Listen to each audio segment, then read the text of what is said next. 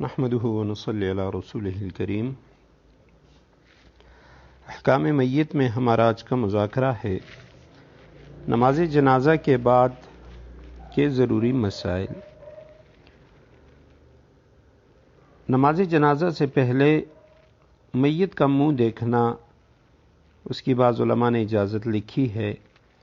لیکن اس کو باعث ثواب نہیں سمجھنا چاہیے۔ بعض لوگ اس میں ثواب سمجھتے ہیں، تو شریعت میں اس کی کوئی اصل نہیں ہے اور اس میں ثواب سمجھنا یہ بدعت ہے۔ اور دفن کے بعد میت کا چہرہ دیکھنا علماء نے اس کو منع کیا ہے کہ یہ شرعاً درست نہیں ہے۔ فتاوی رحیمیہ میں ہے کہ جنازے کے بعد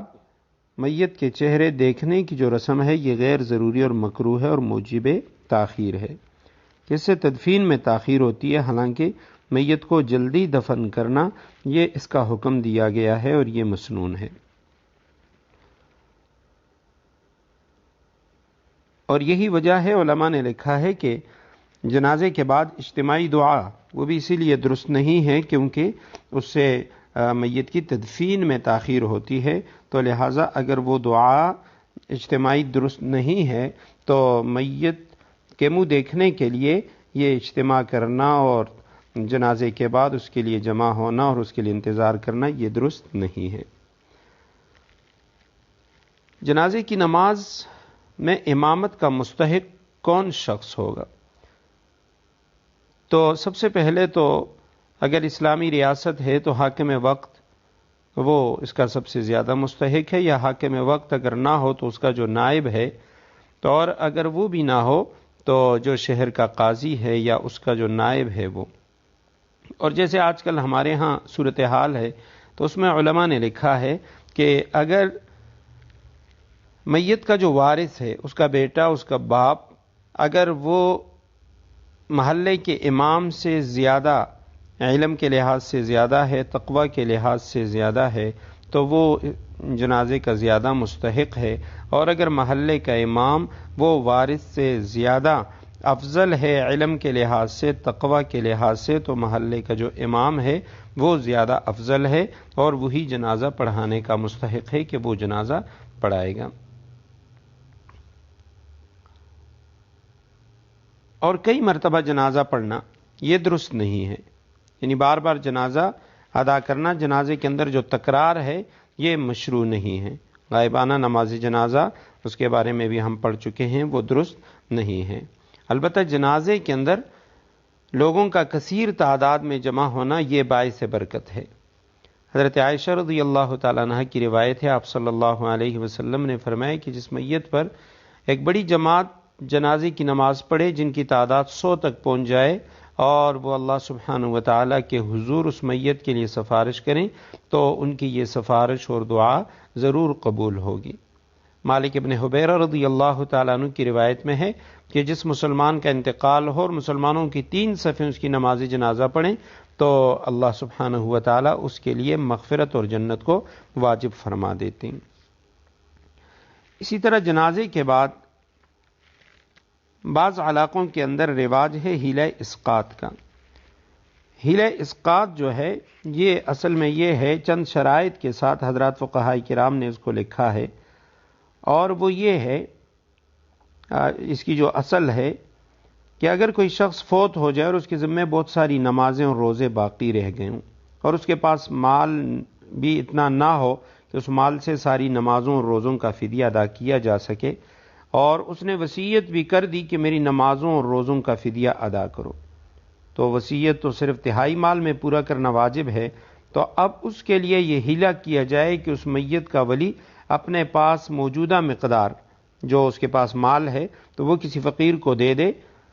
تو مثلا یعنی 10 کلو گندم وغیرہ ہے یا اتنی مقدار کی کوئی اور چیز، تو وہ جب اس نے فقیر کو دیا تو میت کی طرف سے یہ اتنا جو فدیہ ہے وہ ادا ہو گیا۔ اب فقیر جو ہے وہ قبضہ کرنے کے بعد وہ مقدار دوبارہ میت کے ولی کو خوشی کے ساتھ ہبہ کر دے،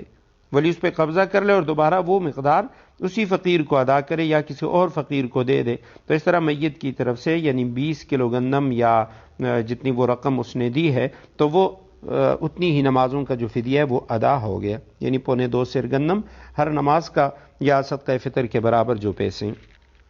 تو اس طرح یہ یعنی اس وقت تک یہ سلسلہ جاری رہے گا جب تک میت کے ذمہ واجب مقدار جو اس پہ لازم ہے وہ ادا نہ ہو جائے۔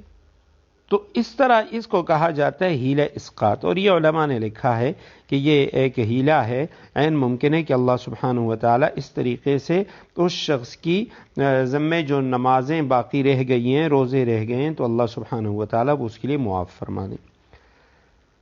لیکن اس حیلے کے لیے فقہا نے شرائط لکھی ہیں۔ پہلی شرط تو یہ ہے کہ نماز روزوں کا صحیح حساب اور تخمینہ لگایا جائے، رسمی طور پہ فدیہ کا کوئی معنی نہیں ہے۔ دوسرا یہ ہے کہ میت نے وارثوں کو اس کی وصیت کی ہو کہ میری طرف سے اتنا اتنا یہ فدیہ ادا کرنا، اور جس شخص کے ذمے نماز روزے وغیرہ باقی نہیں ہیں، اس نے زندگی ہی میں ان کی قضا کر لی ہے، اس کی طرف سے اس فدیے کا ادا کرنا اس کا کوئی مطلب نہیں ہے، یا نابالغ یا مجنون ہے تو اس کی طرف سے بھی یہ ادا نہیں کیا جائے گا۔ اور اسی طرح یہ حیلہ اس شخص کے لیے جو فقیر ہے، جس کے پاس اتنا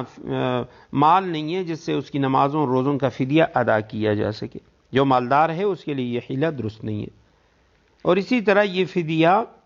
صرف حقوق اللہ، نماز روزہ وغیرہ کی طرف سے ہو سکتا ہے، حقوق العباد کی صورت میں یعنی یہ حیلہ نہیں ہو سکتا۔ کسی کے ذمہ کچھ قرض ہے تو قرض کی ادائیگی وہ لازمی ہے۔ اور اسی طرح جب یہ حیلہ کیا گیا تو آخری مرتبہ جب وہ چیز، وہ پیسے یا جو بھی گندم وغیرہ وہ فقیر کو دے دیا تو وہ اس کی ملک ہو گیا، پھر اس فقیر سے واپس لے کر ورثاء میں یا دوسرے لوگوں کے اندر تقسیم نہیں کیا جائے گا۔ آج کل عام طور پہ جو حیلہ اسقاط کیا جاتا ہے اس کے اندر یہ تمام جو شرائط ہیں یہ مفقود ہیں، یہ شرائط اس کے اندر نہیں پائی جاتی، اس لیے اگر فقہ کی کتابوں کے اندر یہ حیلہ لکھا بھی ہے تو ان شرائط کے ساتھ وہ درست ہے، وگرنہ یہ حیلہ درست نہیں ہے۔ اس لیے علماء نے لکھا ہے کہ آج کل جو حیلہ کیا جاتا ہے ہر میت کے لیے تو یہ حیلہ بدعت ہے، کیونکہ اس نے نہ وصیت کی ہوتی ہے، نہ اس کی نمازوں کا اندازہ کیا گیا ہوتا ہے، نہ اس نے وہ فقیر بھی نہیں ہوتا کہ اس کے پاس اتنا مال نہ ہو، تو لہٰذا ہر شخص کے لیے یہ اس طرح کا حیلہ کرنا یہ درست نہیں ہے۔ فتاوی رشیدیہ میں مولانا رشید احمد گنگوئی رحمہ اللہ انہوں نے لکھا ہے کہ یہ صرف علماء نے اپنے لیے وضع کیا ہے، چند پیسے حاصل کرنے کے لیے، اور اس کا کوئی فائدہ بھی میت کو نہیں پہنچے گا۔ دوسرا، عام طور پہ دوران قرآن کیا جاتا ہے۔ قرآن کریم کو بعض علاقوں کے اندر یہ رواج ہے کہ وہ قرآن کریم کو لے کر اس کو دائرے کے اندر پھیرا جاتا ہے، اور اس کے بارے میں دو روایات پیش کی جاتی ہیں۔ ایک جو روایت ہے وہ فتاوی سمرقندی، جو فقی ابو اللیث سمرقندی کی کتاب ہے، اس کا حوالہ دیا جاتا ہے، اور دوسری جو دلیل ہے وہ امام محمد رحمہ اللہ کے حوالے سے کہا جاتا ہے کہ ان کی کتاب الحیل کے اندر یہ موجود ہے۔ علماء نے ان دونوں روایات پہ بحث کی ہے، اور پہلی جو روایت ہے وہ علماء نے لکھا ہے اس کے اندر جو راوی ہیں تو ان راویوں نے جھوٹ بولا ہے۔ ان میں سے اکثر راوی ایسے ہیں کہ جن راویوں کے اوپر اعتماد نہیں کیا گیا، اور ان پہ تقریباً تمام محدثین کرام انہوں نے ان پہ جرح کیے۔ کسی نے ان کو کذاب کہا ہے، اور کسی نے کہا وہ جعلی حدیثیں بنایا کرتا تھا، اور یعنی اس طرح کی ان کی طرف نسبت کی گئی ہے کہ یہ من گڑت اور موضوع روایات بنایا کرتے تھے۔ اور دوسری جو کتاب الحیل امام محمد رحمہ اللہ کی طرف اس کی نسبت کی گئی ہے، تو یہ امام محمد رحمہ اللہ کی کتاب ہی نہیں ہے، بلکہ یہ ابو سلیمان جرجانی وہ فرماتے ہیں کہ یہ امام محمد پر جھوٹ کہا ہے، اور یہ کتاب الحیل یہ وراق کی کتاب ہے، امام وراق یہ ان کی کتاب ہے۔ اب جنازے کے بعد دوسرا جو مسئلہ ہے وہ تدفین کا ہے، میت کو دفن کرنے کا۔